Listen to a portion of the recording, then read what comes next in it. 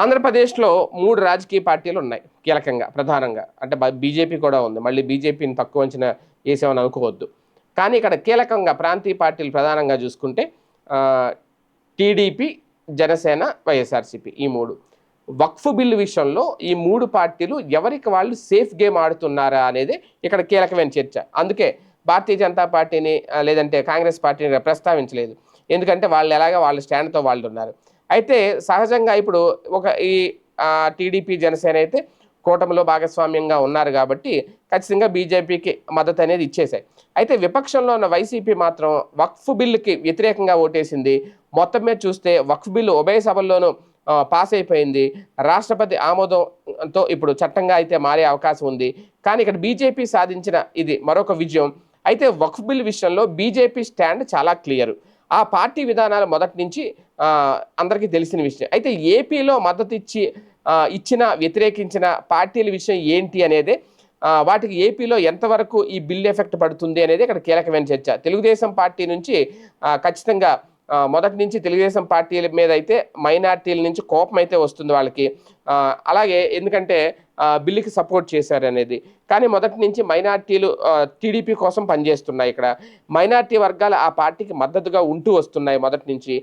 మొన్న 2024 ఎన్నికల్లో కూడా వైసీపీని కాదని చెప్పి అత్యధిక శాతం ముస్లిం మైనార్టీలు టీడీపీకి మద్దతుగా నిలిచారు.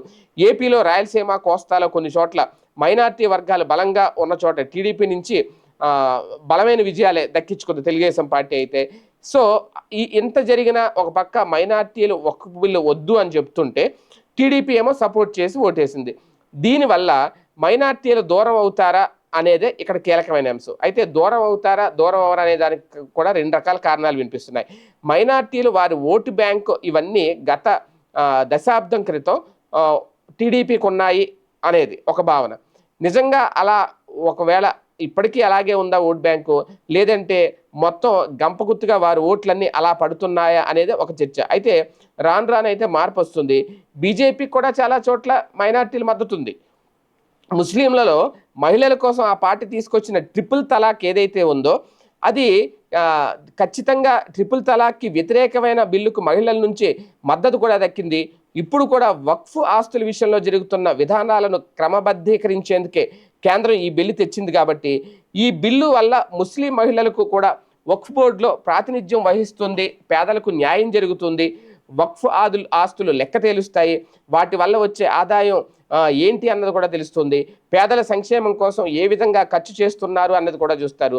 దాంతో మహిళలు అలాగే పేద ముస్లిం వర్గాల మద్దతు ఉంటుంది అనేది ఇక్కడ కీలకమైన ఆలోచన. అంటే గతంలో మాదిరిగా ఏదో గుడ్డిగా ఒకే మాట మీద ఎవరు అయితే ఖచ్చితంగా ఆలోచించరు. ప్రతి విషయాన్ని కూడా వారి వివేచనతో ఆలోచిస్తున్నారు. దాంతో ఈ బిల్లుకు మద్దతుగా నిలిచిన టీడీపీ, జనసేనకు కూడా పెద్దగా ఇబ్బంది అయితే లేదు అని అంటున్నారు. పైగా ఫ్యూచర్లో లాభం కూడా ఉంది అనేది కూడా ఒక వాదన. ఇప్పుడు హిందువులు పోలరైజ్ అవుతున్నారు, వారి ఓటు బ్యాంకు పటిష్టం అవుతుంది. టీడీపీ, జనసేన తీసుకున్న స్టాండ్తో ఆ వర్గాల్లో మరింత ఆదరణ పొందే అవకాశం కూడా ఉంటుంది. అంటే ఒకవైపు పెద్దగా నష్టం లేకపోగా మరోవైపు లాభం కలిగే వీలుంటుంది అనేది ఇక్కడ కీలకమైన అంశం. అలాగే వైసీపీ ఈ బిల్లుకు మద్దతు ఇవ్వడం వల్ల మైనార్టీల్లో తమకు ఉన్న ప్లేస్ను కాపాడుకోవచ్చు.